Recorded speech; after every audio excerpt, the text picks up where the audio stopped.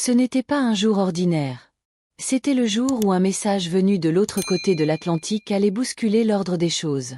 Ce matin-là, Ibrahim Traoré s'était levé avant l'aube. Il avait médité comme à son habitude, seul dans sa petite salle de réflexion, une pièce sans fenêtre, sans écran, avec uniquement des cartes, des livres et un vieux carnet dans lequel il notait ses pensées. Il sentait depuis quelques jours que quelque chose se préparait, quelque chose de plus grand que les habituelles pressions de l'Occident, quelque chose de plus personnel. Lorsque son aide de camp entra avec le courrier diplomatique spécial, Traoré comprit que l'heure était venue. L'enveloppe était marquée d'un sceau particulier, un aigle stylisé, typique des documents confidentiels provenant des anciens présidents américains. Il l'ouvrit calmement, sans hâte. À l'intérieur, une lettre manuscrite. Signée Barack Hussein Obama. Le ton de la lettre était cordial, presque amical. Obama disait suivre avec attention la trajectoire du Burkina Faso, saluait le courage du capitaine face aux défis sécuritaires, mais exprimait aussi ses inquiétudes quant aux choix politiques opérés par la transition. La démocratie, écrivait Obama, n'est pas une option, c'est une obligation morale envers son peuple. Elle doit être inclusive, transparente et respectueuse des normes universelles. Traoré relut la lettre plusieurs fois. Il savait ce qu'elle signifiait réellement. Derrière les mots doux, il y avait un message ferme. Rentre dans le rang. Reviens sous le parapluie. Accepte les recommandations. Ouvre le jeu politique à ceux que les puissances étrangères avaient déjà sélectionnés en coulisses. Et surtout, abandonne cette idée folle d'un Burkina libre, souverain, et totalement hors de contrôle des grandes puissances. Mais ce qui dérangeait Traoré le plus, ce n'était pas l'injonction. C'était l'hypocrisie. Obama, artisan de la guerre en Libye, mentor d'un système qui avait armé des milices au Sahel, venait maintenant lui parler de démocratie morale? Le capitaine convoqua une réunion restreinte dans son bureau. Le colonel Yaya Zongo, Aïssata, experte en communication de guerre, et le vieux Kaboré, ancien diplomate reconverti en conseiller discret, étaient là. « Il veut quoi exactement ?» demanda Zongo, après avoir lu la lettre. « Qu'on organise des élections, » répondit Aïssata avec ironie. « Avec quel parti? Avec quel financement? Avec quel candidat? Ceux qu'eux-mêmes auront choisi? Obama n'écrit pas pour faire joli, intervint Kaboré. S'il t'écrit en personne, c'est qu'il y a un message plus profond derrière. Il veut te tester. Voir si tu plies. C'est un test de loyauté. Traoré resta silencieux. Il regardait le portrait de Thomas Sankara accroché au mur. Je vais lui répondre, dit-il enfin. Mais pas par une lettre. Par un acte. Un symbole. Et par un discours que tout le monde entendra. Pas seulement lui. C'est ainsi que naquit l'idée d'un forum international sur la souveraineté des peuples, que Traoré décida d'organiser en plein cœur du Burkina Faso. Pas dans une salle de conférence aseptisée. Non. Mais sur une grande place publique de Ouagadougou, avec les chefs coutumiers, les jeunes, les femmes, les paysans, les vétérans, et les représentants de quelques nations africaines encore debout. Le but? Répondre à Obama. Mais en public. Et redéfinir ce que l'Afrique entendait désormais par démocratie. Pendant les jours qui suivirent, les services de renseignement burkinabais interceptèrent plusieurs communications inquiétantes. Des ONG commencèrent à s'agiter. Des journalistes étrangers affluèrent avec un intérêt soudain pour la situation des droits humains. Des personnalités politiques locales, longtemps invisibles, commencèrent à apparaître sur les plateaux radio, dénonçant une dérive autoritaire. Tout cela n'était pas un hasard. C'était le mécanisme connu de la pression douce, déstabiliser de l'intérieur pendant qu'on enveloppe de flatteries. Mais Traoré ne recula pas. Le jour du forum, la foule était immense. Il n'y avait pas de drapeaux étrangers, pas de traducteurs, pas de protocole occidental. Seulement un micro, une estrade en bois, et un peuple réuni. Quand le capitaine monta sur la scène, vêtu simplement, sans armes, le silence se fit total. Il sortit la lettre d'Obama de sa poche, la leva devant la foule, puis la posa à côté de lui. Il parla calmement, mais chaque mot résonna comme une claque. J'ai reçu une lettre d'un homme respecté dans le monde entier. Il parle de démocratie.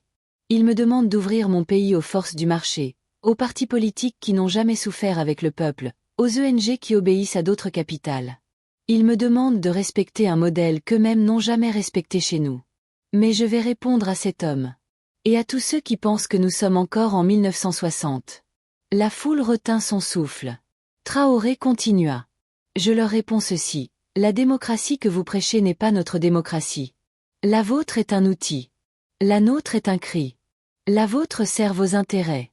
La nôtre protège nos enfants. Vous parlez de liberté d'expression, mais vous avez détruit la Libye, vous avez fait taire Lumumba, vous avez ri quand Sankara est tombé. Ne venez pas nous faire la leçon. Des murmures parcoururent la foule. Certains avaient les larmes aux yeux. Le capitaine reprit, plus calme. Ici, au Burkina Faso, le pouvoir ne vient pas des urnes financées par les ambassades. Il vient du peuple qui a dit non aux bases militaires étrangères. Il vient du sang de nos martyrs. Il vient de la terre que nous cultivons, du feu que nous allumons pour résister à vos ténèbres. Si vous voulez parler, venez. Mais ne nous parlez plus comme à des élèves. À ce moment précis, l'enregistrement du discours fut envoyé à toutes les ambassades. Il fut aussi diffusé en direct sur les réseaux. La vidéo devint virale. Des jeunes en RDC, au Mali, au Niger, en Guinée la partagèrent en masse. C'était plus qu'un discours. C'était une déclaration de rupture.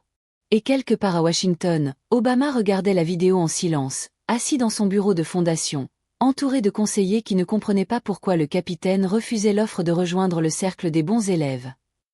Mais ce qu'il ne savait pas, c'est que Traoré avait déclenché bien plus qu'une réaction médiatique.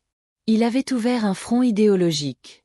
Et dans l'ombre, certains anciens alliés de l'Afrique commencèrent à le considérer comme une menace à neutraliser. La guerre n'était plus militaire. Elle devenait diplomatique, culturelle, psychologique. Les jours qui suivirent le discours de Traoré furent ceux d'un tumulte silencieux.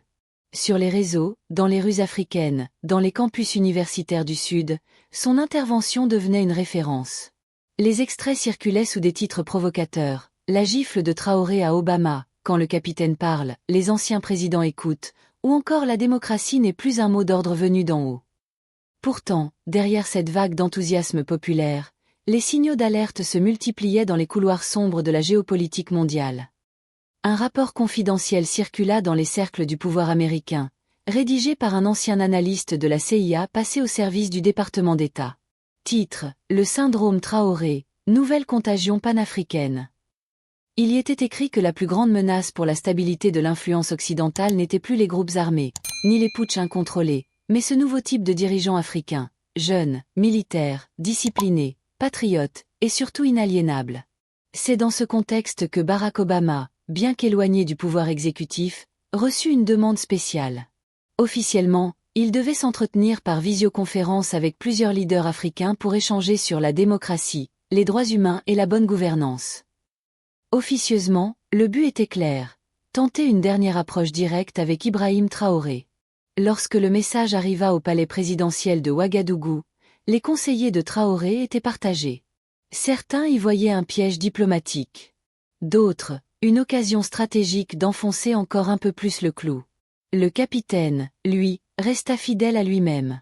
Il accepta la visioconférence, à condition que l'échange soit enregistré et rendu public. Un détail qui mit mal à l'aise les organisateurs américains, mais que personne n'osa contester. Le jour de la conférence arriva. Dans une salle sobre, sans drapeau ni décorations inutiles, Ibrahim Traoré s'installa face à la caméra. À l'écran, s'afficha Barack Obama, entouré d'un petit comité d'anciens présidents africains et de diplomates. Le ton se voulait cordial, mais chacun savait que la tension était palpable. Et elle ne faisait que commencer. À Paris, à Bruxelles, à Washington, les analystes de la diplomatie africaine se penchaient sur une question simple. Jusqu'où ira ce capitaine? Et surtout, combien d'autres oseront le suivre? Le refus de Traoré de se plier au cadre institutionnel occidental, sa capacité à mobiliser la jeunesse africaine autour d'un discours de rupture, et son refus catégorique de toute présence militaire étrangère en faisaient un homme à surveiller de près. Trop charismatique. Trop indépendant. Trop dangereux. Obama prit la parole le premier. Avec son charisme naturel et son sourire diplomatique, il parla longuement. Il évoqua la complexité de la démocratie, la nécessité du dialogue, la place des jeunes dans la gouvernance, et les dangers de la radicalisation politique. Il cita Mandela, évoqua Sankara avec respect, et termina par une formule lourde de sens. La démocratie, capitaine, ce n'est pas une arme contre l'ennemi. C'est un miroir que chaque nation doit tenir devant elle. Traoré le regarda en silence. Puis il se redressa, sans note, et parla. Monsieur le Président, je vous respecte. Vous êtes un homme intelligent. Vous savez manier les mots. Mais moi, je viens d'un pays où les mots ne protègent pas contre les balles. Où la démocratie n'a jamais apporté ni justice, ni sécurité, ni nourriture. Où ceux qui parlaient de droits humains livraient nos ressources à des multinationales pendant que nos enfants mouraient de faim. Obama tenta de répliquer, mais Traoré continua, plus calme encore. Vous avez cité Mandela. Mais vous oubliez qu'il a passé 27 ans en prison. Pas pour avoir défendu la démocratie, mais pour avoir défendu la dignité de son peuple contre un système raciste et colonial. Aujourd'hui, vous me parlez de modèle. Mais je vous pose une question, monsieur Obama. Quand avez-vous respecté le modèle africain? Un silence s'installa. L'un des diplomates américains se pencha pour couper la retransmission, mais Obama leva la main. Il voulait entendre. Peut-être aussi comprendre. Quand la Libye est tombée, poursuivit Traoré, vous avez dit que c'était nécessaire pour protéger les civils. Aujourd'hui, c'est un nid de trafiquants, de terroristes, de marchés d'esclaves. Vous avez parlé de démocratie. Mais vos alliés ont assassiné Gbagbo, ignoré Kadhafi, trahi Mugabe. Et aujourd'hui, vous venez me dire comment gérer mon pays? Avec quels moyens?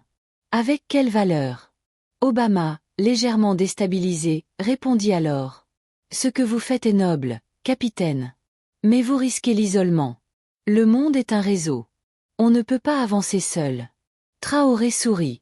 Pour la première fois depuis le début. Monsieur Obama.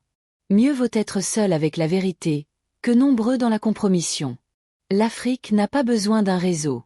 Elle a besoin de colonnes vertébrales. Et il termina avec une phrase que le monde entier allait retenir. Nous ne voulons pas de la démocratie de ceux qui choisissent les dictateurs qu'ils préfèrent. Nous voulons une démocratie où le peuple est souverain, même s'il choisit ce que l'Occident refuse. La réunion fut écourtée peu après. Mais l'enregistrement, publié quelques heures plus tard par la cellule de communication de la présidence burkinabé, explosa en ligne. Plus de 2 millions de vues en 48 heures. Des hashtags comme #Traoré répond à Obama, #démocratie souveraine, et #Africa Stand Up prirent d'assaut les réseaux. Mais pendant que la foule célébrait cette victoire symbolique, un autre combat, plus discret, venait de s'enclencher. Des agences de renseignement activèrent des cellules d'influence, des think tanks publièrent des articles hostiles, des entreprises annoncèrent des retraits d'investissement temporaires.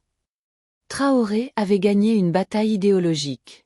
Mais il venait de déclarer la guerre à un empire invisible. Dans l'ombre du tumulte médiatique, alors que les discours de Traoré circulaient à la vitesse d'un éclair sur les téléphones portables de Dakar à Kinshasa, de Bamako à Johannesburg, une guerre discrète, insidieuse et silencieuse était déjà en cours. Cette guerre n'utilisait pas d'armes visibles, mais des instruments bien plus dangereux, la monnaie, l'influence, la diplomatie économique, et surtout, l'infiltration. Les premiers signes vinrent sous forme de messages diplomatiques détournés. De grandes ambassades, jusque-là discrètes, commencèrent à multiplier les réunions privées avec certains officiers burkinabés. Des invités spéciaux vinrent proposer des partenariats stratégiques. Des ONG jusque-là endormis refirent surface, avec des programmes urgents sur les valeurs démocratiques et la bonne gouvernance. Mais Traoré connaissait la partition. Il savait que le temps des balles était révolu. L'ennemi frappait désormais à coups de dossiers, de propositions séduisantes, de promesses conditionnées et de sanctions ciblées. Dans le secret du palais présidentiel, un nom commençait à revenir dans les rapports des services de sécurité. Christopher Ayer, ancien attaché culturel américain, aujourd'hui officiellement retraité, mais dont la présence à Accra, Lomé et Abidjan intriguait. Il avait rencontré d'anciens ministres burkinabés, financé quelques réseaux d'influence dans la sous-région, et supervisait discrètement la mise en place d'un mécanisme de déstabilisation. Objectif: faire de Traoré un problème régional, puis un paria mondial. Traoré, lui, restait impassible. Il avait fait le choix du feu, et il savait qu'il fallait marcher dessus. Ses nuits étaient courtes. Sa garde rapprochée avait doublé. Un cercle très restreint de militaires loyaux avait été constitué autour d'un seul mot d'ordre: ne jamais fléchir.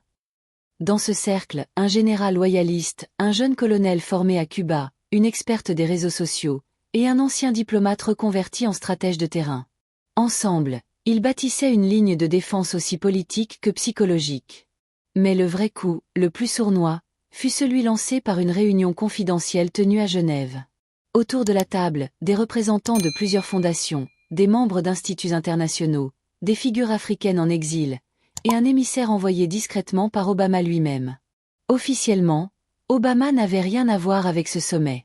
Officieusement, il avait compris que Traoré allait au-delà de ce qu'il avait anticipé. Ce n'était plus un simple militaire charismatique, c'était un point de rupture dans la narration mondiale. Les conclusions de cette réunion furent claires. Traoré devait être affaibli de l'intérieur. Pas par un coup d'État sanglant, mais par la stratégie de l'étouffement, geler des fonds, bloquer des exportations stratégiques, corrompre ses proches, susciter la méfiance du peuple par des campagnes de désinformation. Et si cela ne suffisait pas, des plans plus radicaux seraient envisagés. Au Burkina, la résistance s'organisait. Traoré lança une série de réformes internes. Il réduisit le train de vie de l'État, renforça les liens avec les partenaires alternatifs comme la Russie, la Chine, mais surtout les États africains encore debout face à la pression impérialiste. Il multiplia les visites de terrain, sans caméra, pour dialoguer avec les populations. Il écoutait les doléances, promettait peu mais agissait vite.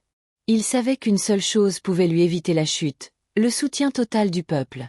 Mais ce soutien fut mis à l'épreuve lorsqu'une fausse rumeur fut lancée sur les réseaux sociaux. Un montage vidéo présentait Traoré en train de négocier en secret avec un émissaire occidental. Le clip fut publié depuis un compte ivoirien, amplifié par des influenceurs bien financés, et repris par certaines chaînes internationales. En 48h, la confusion s'installa. Des manifestations furent organisées dans certaines villes, non pas contre Traoré, mais pour demander des explications. Ce fut un moment de bascule. Le capitaine convoqua une adresse à la nation en direct. Sans prompteur, sans conseiller. Il parla d'une voix ferme. « Je ne suis pas un saint. Mais je ne suis pas un traître. Mon combat n'est pas pour moi, mais pour l'Afrique debout. Ceux qui vous envoient ces mensonges veulent me faire tomber parce qu'ils ne peuvent plus me contrôler. Si vous doutez de moi, je partirai. Mais si vous êtes avec moi, alors ce combat, nous le finirons ensemble. » Les rues grondèrent. Des milliers de jeunes sortirent avec des pancartes improvisées. « Traoré ne tombera pas, capitaine du peuple. Obama, respecte notre choix. » C'était plus qu'un soutien. C'était une reconquête du récit africain. Dans une dernière tentative de pression, Obama, lors d'un forum tenu à Nairobi, prononça une phrase qui fit le tour du monde. Le problème de l'Afrique aujourd'hui, ce n'est pas la pauvreté. C'est le populisme militaire. La réponse de Traoré fut cinglante, postée sur son canal officiel. Le problème de l'Occident, ce n'est pas notre manière de gouverner. C'est qu'enfin, nous le faisons sans eux. L'histoire venait de prendre un tournant irréversible. Désormais, ce n'était plus seulement un conflit entre deux visions du monde. C'était un affrontement total entre une Afrique en éveil et les vieilles structures de domination. Et au centre de ce choc, un homme en uniforme, entouré de son peuple, avançait droit, avec l'assurance de ceux qui n'ont plus rien à perdre, mais tout à reconstruire.